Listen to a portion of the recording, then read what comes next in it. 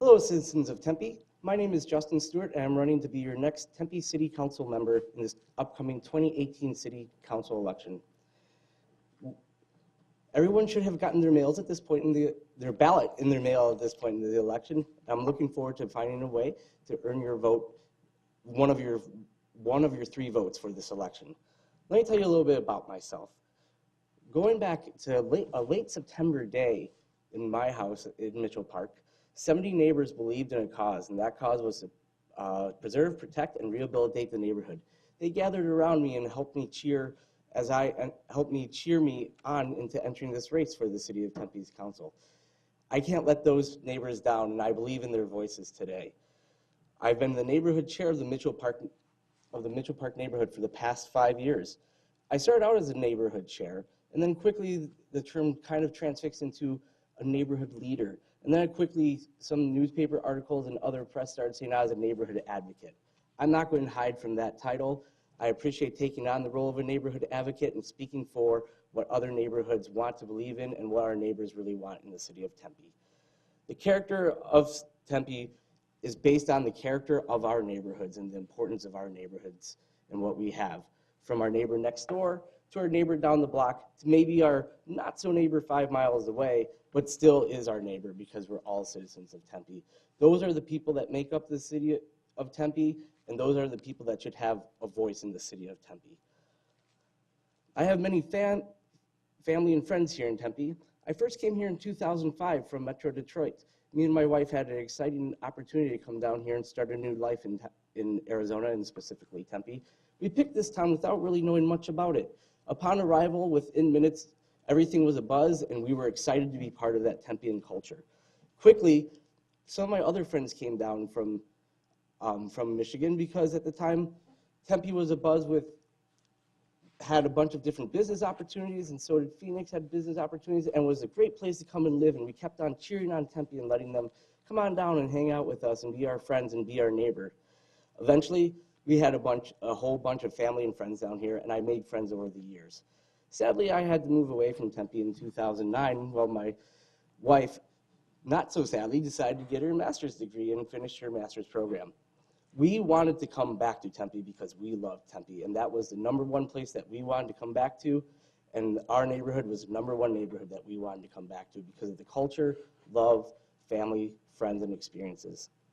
We were fortunate enough to come back in 2012, and that is when I started getting involved with neighborhood politics.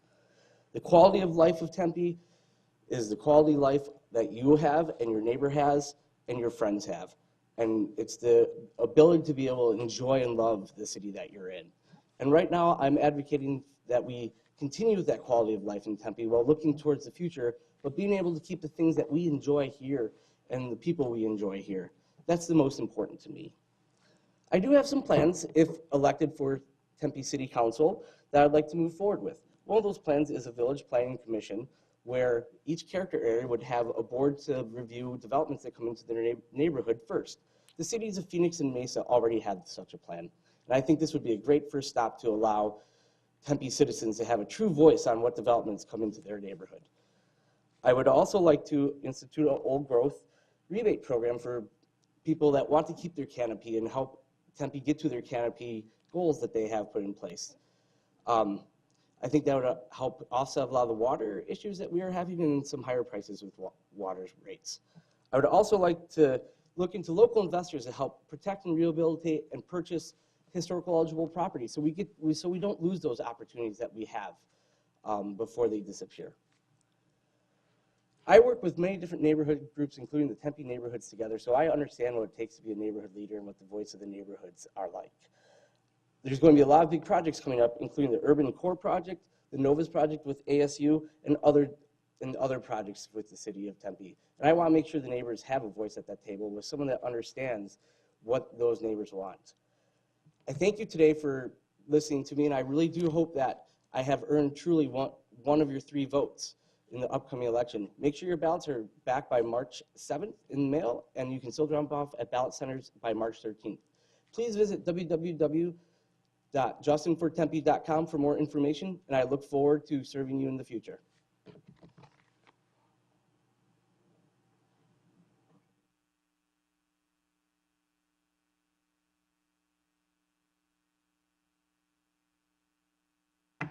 Hello, Tempe. My name is Genevieve Vega. I'm a candidate for Tempe City Council, and I'd like to earn one of your 3 votes.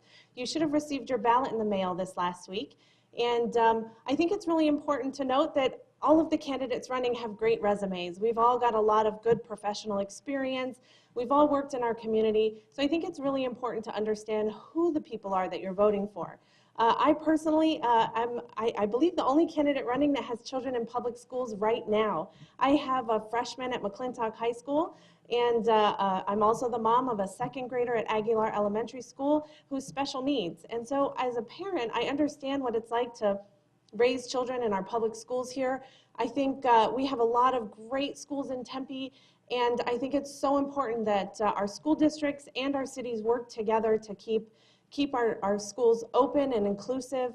I mentioned my daughter is special needs, so I'd love to work with our disability office here in the city and with our school districts to make sure that we're mindful of families and parents who are trying to get their children an education. I also think we have our Kids Zone program, which is incredible. My son went through that program, and my daughter tried to as well, but we know that there are sometimes difficulties with managing special needs in some of our after-school programs. And this was something I learned several years back with my daughter, that there wasn't quite an after-school program in Tempe that was suited to her special needs. This is something I'd really love to work on the council, is make sure that we have policies in place and training in place for our educators and our after-school programs, and make sure we include our special needs kids.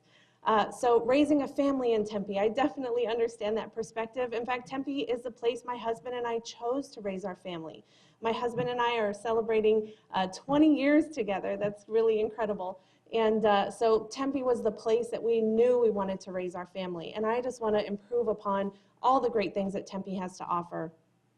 I also know what it's like to not only raise a family in Tempe, but to start and sustain my own business. I have an executive MBA from ASU. In fact, I'm the only council member, the only council candidate running or council member that has an MBA. So bringing this practical business sense to Tempe, I think, is really important. It's one of the reasons I earned the Tempe Chamber endorsement, because I understand what it's like to run a business, to start a business, bootstrap it with my own funds, and grow it into something successful. And I'm extremely proud of that. And this is something I think we need to foster in Tempe, is this local first model. I'm a big fan of Local First Arizona. That doesn't just mean coffee shops and restaurants. That also means hiring local accountants. It means buying your office supplies from local Tempe or local Arizona office supply companies.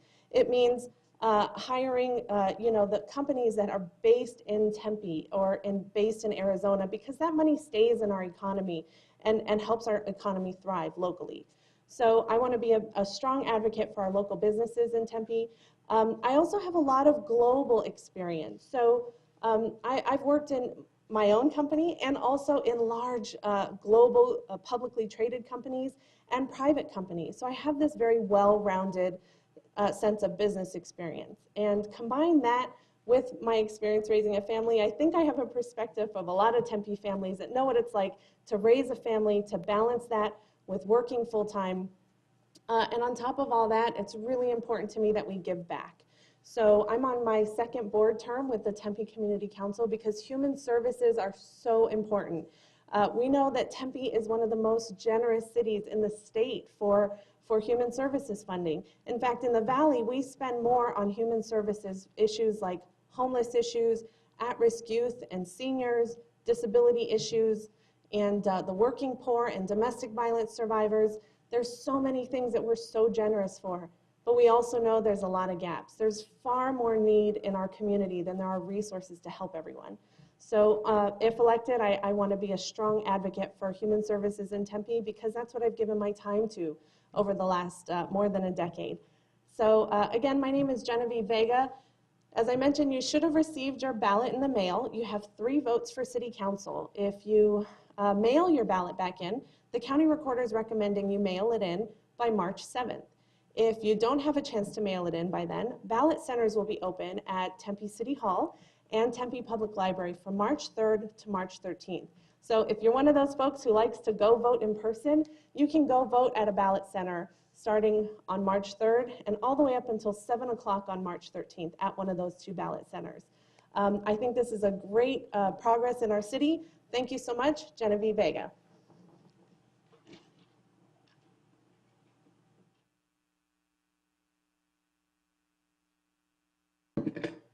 Hello, it's Lauren QB. I'm a current council member and hoping that you'll keep QB and vote for me as one of your 3 council candidates.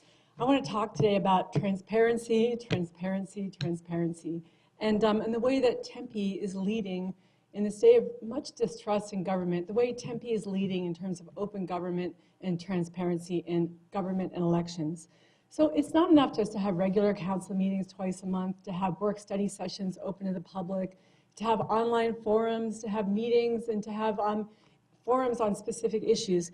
Tempe needs to take a step better, and under the leadership of this present council, we've done that. One of the things is our city council priorities. We have 5 council priorities. None of them are weighted over the other. There are 5 priorities, and we continually look at those, refresh those, and develop measures and a dashboard that you look on online to see how we're meeting those priorities. Second, open books. I went to a National League of Cities meeting, was profoundly impacted by OpenGov, a new business startup. And so we created something called Open Books, where you can dive into financial data. You can look at our budget. You can visualize charts, create charts, view charts that we've created. It's a transparent budget tool, so you can understand what's going on in the city budget, which after all reflects your values. And then there's an open data portal. We have 40 different categories, including response times, fire, medical, rescue. So you don't have to get a public records request in order to look into these different categories of government. It's all online. Now let's talk about elections. So Mayor Mitchell and Corey Woods and I led a working group, and then David Shapiro jumped in when Corey left the council. The first thing we did was look at our campaign finance reports, which were really backwards, frankly. They were paper copies. You had to look through paper copies to see who is contributing to whom in elections. So we created an online accessible database where you could search and find easily who's giving to whom. We also reduced the amount you could give to a candidate from $6,000 to $500. And the voters overwhelmingly approved that by 89% as we took that to the ballot. And we also limited PAC contribution, political action committees. They often represent, working people and, firefighters, groups like that. But at that time, there was an unlimited amount that you could receive as a candidate from a political action committee. No longer. That's now reduced to $10,000, which can be in some ways like 10% of a campaign instead of 100% of someone's campaign. And the voters overwhelmingly approved that. But we didn't stop there. We got back after that election and we said, let's register our lobbyists. Let's require our lobbyists to operate under a set of rules. And if they violate those rules, there'll be civil sanctions. And we did that. And then we thought, well, wait, if lobbyist is giving a donation, a voter should be able to see very clearly on a campaign finance report that that indeed was a lobbyist donation. So that was another sort of a little piece of the puzzle, a bite of the apple, shall we say. And now, before you, you have Prop 403. And Prop 403 will require independent expenditure groups that spend money in our elections to reveal the original source donors of their campaigns. Now, it's important to note that IEs, independent expenditure groups, they are legal. The Supreme Court under Citizens United said they have a free speech right to speak. But what the Supreme Court also said is they don't have a requirement and they cannot refuse to disclose their donors. And so a lot of municipalities, we'll be the first in Arizona, by the way, are looking at this as right-to-know legislation, as transparency legislation. So we are putting before the voters this requirement that these dark money groups reveal their sources. Now these groups can be groups that you and I would agree with or not agree with. It doesn't matter. It's about transparency. It's about the public's right to know and the right to understand who's trying to influence their elections. So I'm very excited about Prop 403. I've led that initiative along with Mark Mitchell and David Shapiro. I'm hoping that our citizens will support it. and the legislature is already trying to preempt it. But what we know, and what they really do know, is that the state Supreme Court has affirmed the right of cities to legislate around local elections, because local elections are not a statewide concern, but a local concern. So I'm very excited that Tempe is leading the way towards innovation in all things open government and transparency. And one other thing, this weekend there was an amazing editorial letter to the editor in the Arizona Republic by a Tempe citizen named James Neal. I'd like to end with some of his thoughts. He said, "We'd better stop it. We need to do something to right the ship." He was speaking about what happened in Florida. He said, "No matter your language, your gender, skin color, or accent, this country will not survive if we don't come together to fix our problems. We can fix schools ourselves, start businesses that give people hope, and bring about change the American way." I say we can do that in Tempe. I say we are doing that in Tempe. We come together, we work together to innovate and bring change to our city and make our city a smart, sustainable, special place to live. Thank you very much.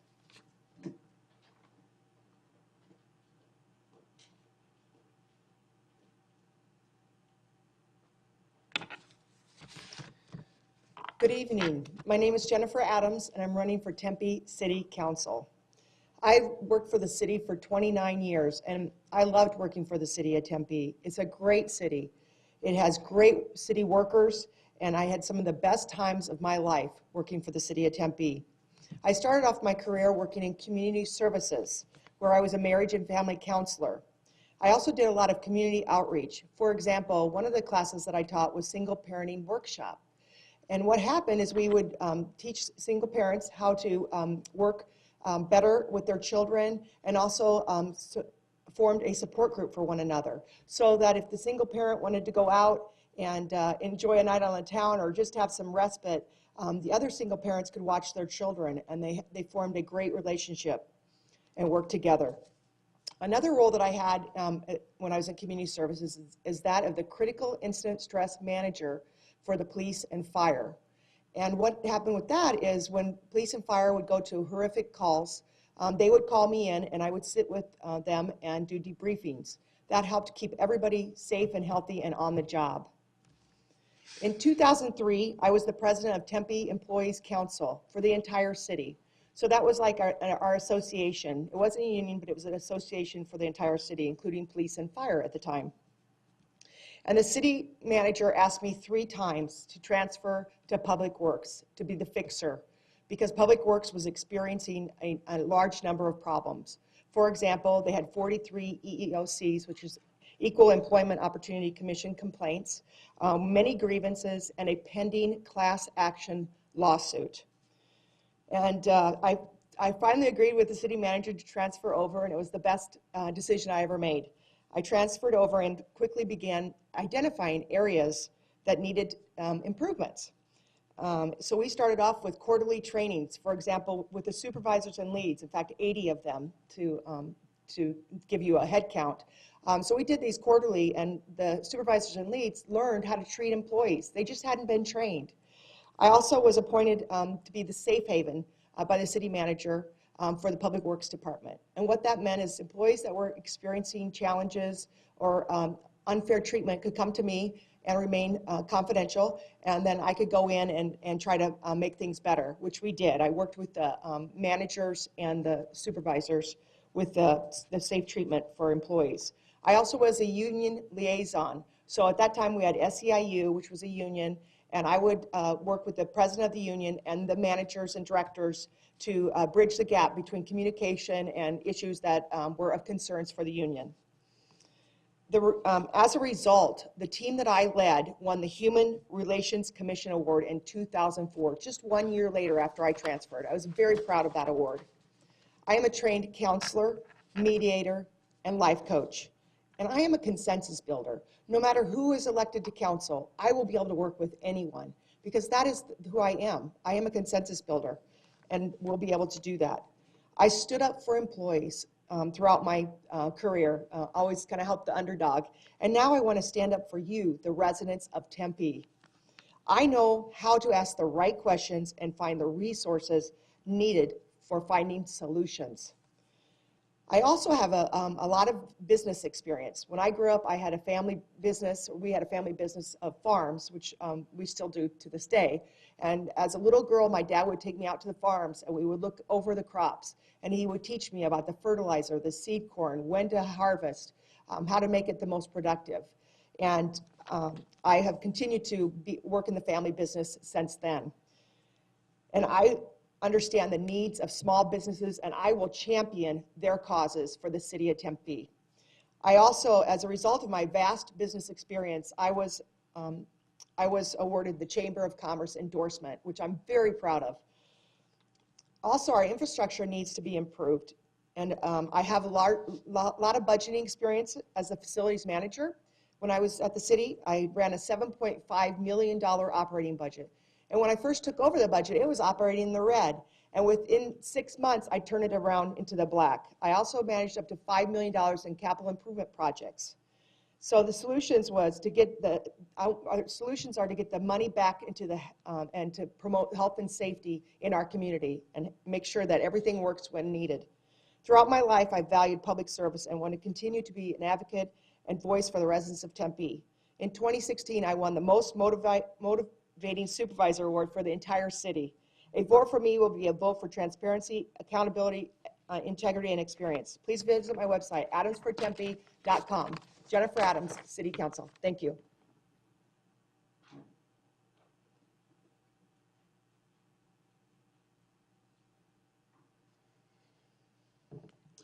Hi Tempe, my name is Sara Catt and I am running for Tempe City Council. I am a native of Tempe. I grew up here. I'm also a mom, and my husband and I are raising our 2-year-old daughter here in the neighborhood where I grew up. And I'm a civil rights attorney, so I work at a nonprofit agency representing people with disabilities, most of whom are also living in poverty. And I want to tell a little story today about a case that I had. So when I first started working at my agency over 7 years ago, I was given a lawsuit, and they said, this is your lawsuit. And it was a lawsuit on the behalf of 10 individuals who were permanently incontinent because of their disabilities. And they were suing so that they could get the diapers that they needed. This wasn't a glamorous case. It's not the case that you dream about when you're in law school. But over the course of working on it, I met these individuals and I talked to them, and I learned why this was so important. I listened to their struggles and their stories and discovered this was an issue of basic human dignity. They needed these diapers so that they could go out into the community and be treated like anybody else, be respected and not be embarrassed, and also so that they could not encounter health concerns that can happen when you don't have the medical supplies that you need. So I represented these individuals and we fought. It was a hard fight. It went on for 6 years in federal court. It actually went all the way up to the United States Supreme Court, if you can believe it. But we won. And it took a lot of hard work. It took a lot of work learning the law, writing long documents to the court, trying to come up with other solutions, reading policy. But I was really, really proud of the work we did. And as a result of winning, now every person in Arizona who needs these can get them.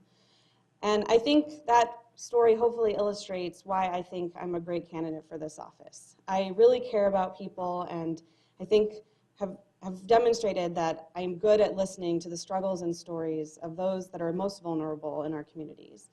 But you also need someone that's smart and can think through solutions and execute them. And I've done that in my work and in my life as well, coming up with solutions, listening to the stories of people that really truly need help, that often no one will listen to and no one will help, and then finding solutions and fixing those problems. Those combinations of skills and commitments are what I would like to bring to the Tempe City Council. I think we need someone like that on the council that's looking out for those that often are neglected and can come up with real solutions to fix those problems. This past week, I knocked on the door of an older woman who thanked me for running, saying that at this point in her life, she couldn't. And I told her she didn't have to, that it was my job now, that at this point in my life, it's my turn to take up those reins and to do this work, but that my work is only possible because of hers, because of those that came before me and have paved the way. So I thank all of you that have paved the way for someone like me to run. I hope I can earn one of your 3 votes. If you'd like to learn more information about me or my campaign or my platform, or to contact me directly, please go to my website at caterfortempe.com. Again, Sara Catt, Tempe City Council. Thank you.